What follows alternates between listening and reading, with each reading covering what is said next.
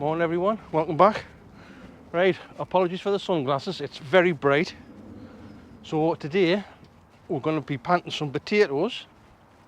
Yes, I'm going to put them in the 30 litre tubs and we'll put some in the ground. And I'll just show you how I do it. Okay, so I'll take you down and I'll set you up and we'll get going.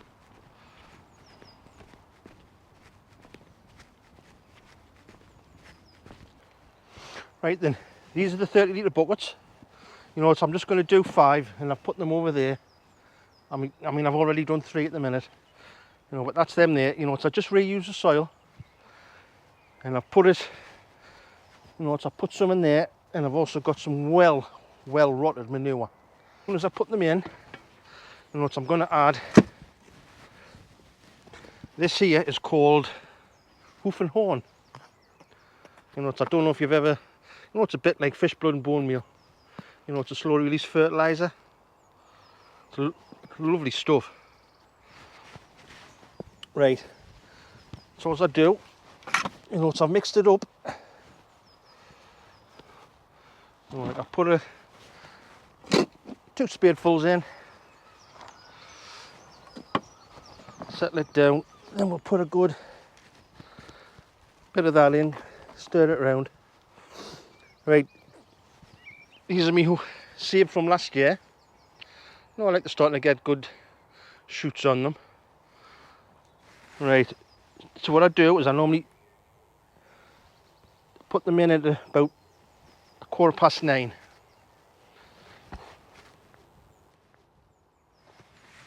I mean, basically just like handle to handle.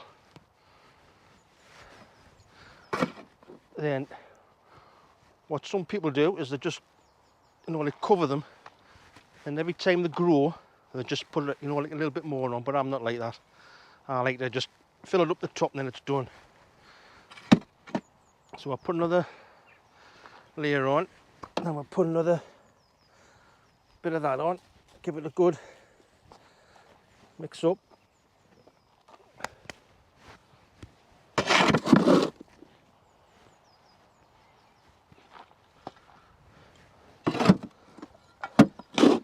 And I've got over 30 tubs again this year, so I'll easily fill them up, and I'll probably get about 7 rows in the ground.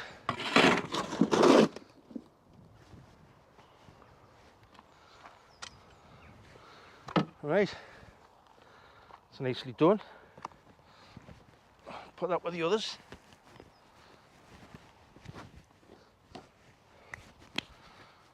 Right, we'll get the next one, the last one.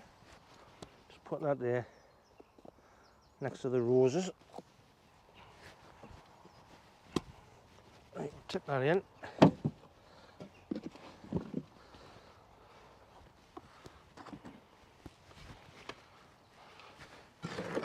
Get some of this rotted manure.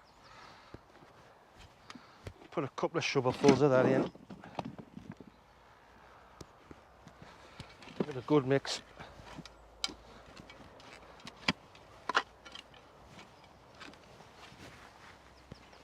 Put another one in for luck.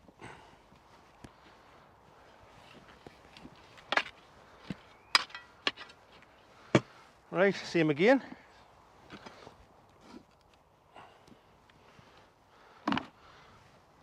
Two of them.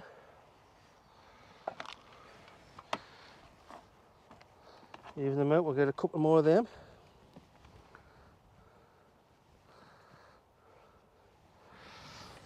Just cover them, then we'll put some hoof and horn over the top and mix it in.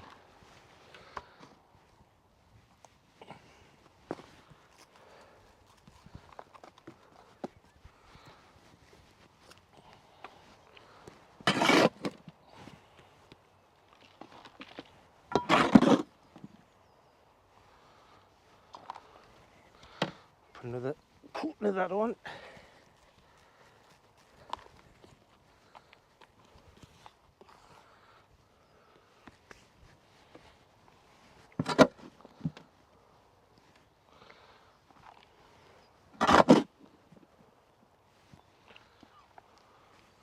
There we go, I'm happy with that.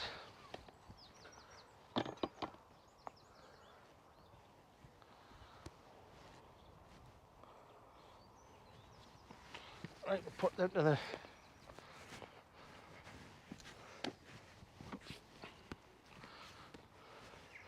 Right, I'll shift this so you can see what I'm doing.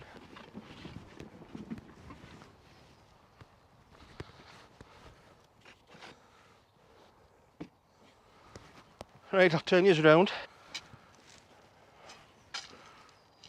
Right, so let's put some in the ground. You know, I mean, like for years I've always used a spade, but you know, like you dig your trenches, and it was back-breaking work. And I thought, nah. So somebody told me about using a dibber, and by far it's a lot easier. So, you know, instead of getting your trench in, doing all of that, digging it out, no. You know, I've been doing it with the dibber for years, and I find, so as I do is I just go, you know, like you need a good width from there, you know, because remember, you know, you have to rake it all up. So we'll put the first one in here. So just go so far down, decent hole.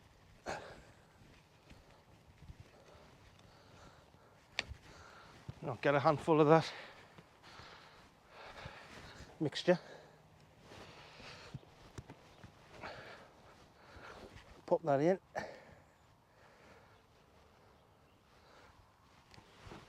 And we'll put the tatey in. And we'll go about 18 inches. Do another one.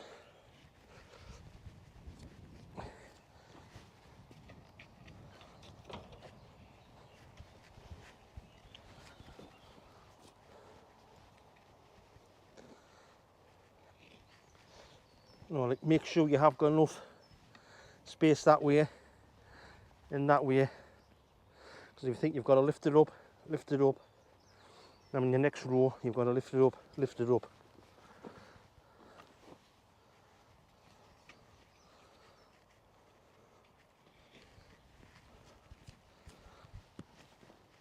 Right, I'll go and get some of that lovely mixture. Put some in each hole.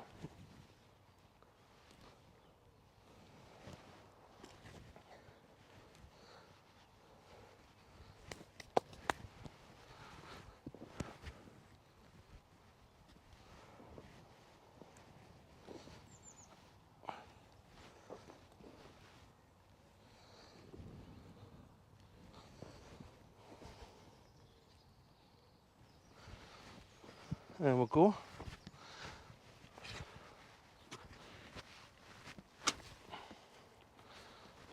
I think we'll get another 2 in here.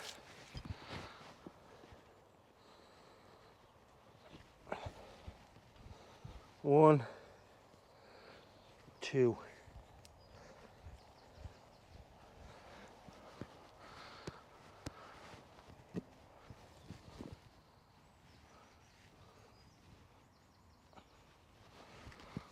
I'll just nip to the top and get another potato.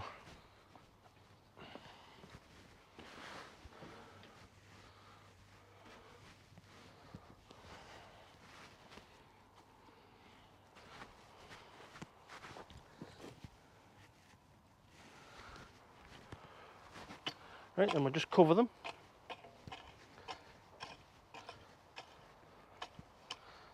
And the next exciting thing is just to wait for the first shoots to come up.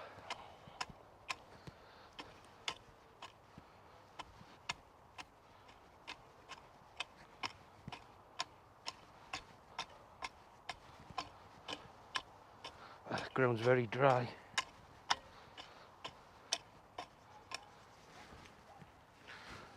Right,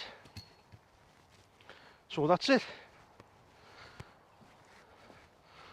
So, you know, as I see, I think I'll get another 5 or 6 rows in, I think, you know, after I've done all the potatoes in the tubs. Oh, yes, I'll show you that. I've just noticed it. That there is a self-sowed nasturtium. And if I can find a photo, you know, I'll put it up and show you what they look like, you know, when I go through the plot. Right then, let's go over to the deep-rooted cell tray, and we'll go and sow some carrots in. You know what, I grew them in these last year. As you can see, they're split because they were that big. You know, so I put a couple of seeds in per cell, and then I'll just thin to one. So, right, then I'll set yours up. Right, so the variety I'm going to grow in here is top weight.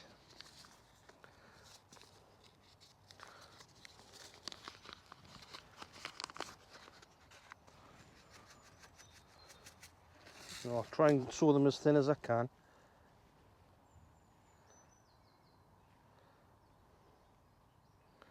Now there's about 3 or 4 dropping in, but it's a bit too many that I wanted to do, but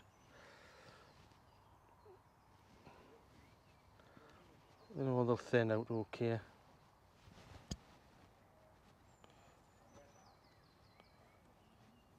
There we go.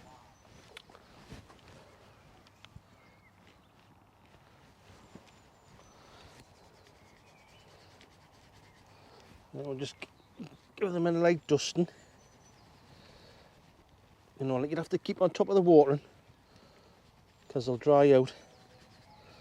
You know, it depends what sort of a summer we have.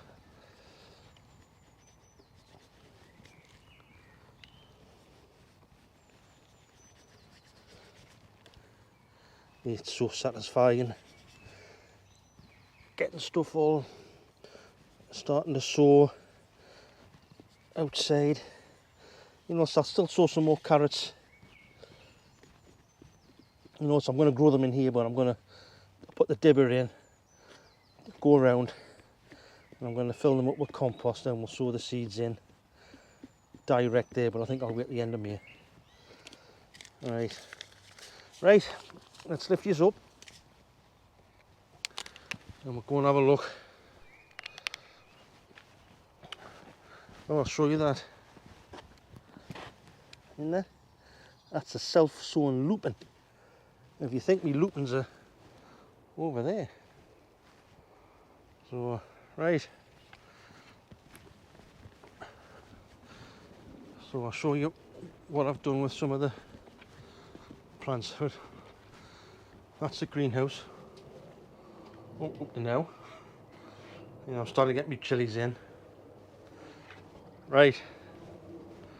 So these are like the cabbages. No, these are turnips. Sorry, beetroot, sweet peas, helichrysum, cosmos.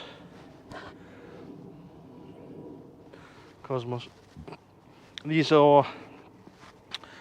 Sorry about my shadow. These are Kelsia onions. You know, they're shot on, really. Kelsia. These are giant sunflowers. And these are, I can't remember the name of these sunflowers. I mean, these should have been split, but I'm just going to split them up and then just plant them. Earthwalker. Right. Let's go and have a look at the other lot. Oh, I sowed some peas. But, you know, like these will be, you know, like my treat for when I'm over. You know, so I've just put them in the gutter in there. I mean, they're a heritage variety, you know, so I can't remember the name. Well, I think that's okra. And I've got Jerusalem artichokes in there. So, there's them lupins. Right. So this is the main lot. So we've got beetroot, broad beans. These are the cabbage and collies. There's some onions.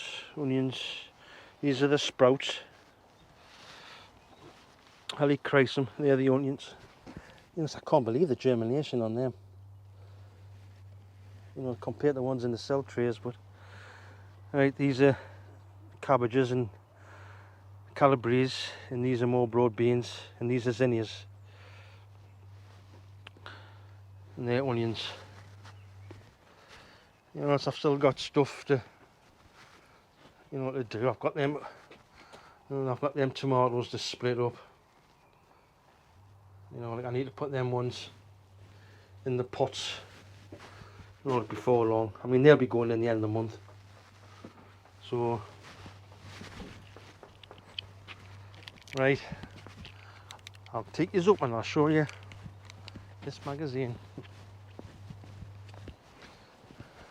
Like any of you are in the National Allotment Society. You know, but this is the magazine you get every quarterly. That's it there, it's the Allotment and Leisure Gardener. It's issue 2, 2026, and it's from the National Allotment Society. So I'll just turn it over and there we go. That's my bit. Right, so you'll have to let us know if you do get this magazine. Thanks for watching. Happy gardening, and I'll see you all in the next one. Bye for now. Bye.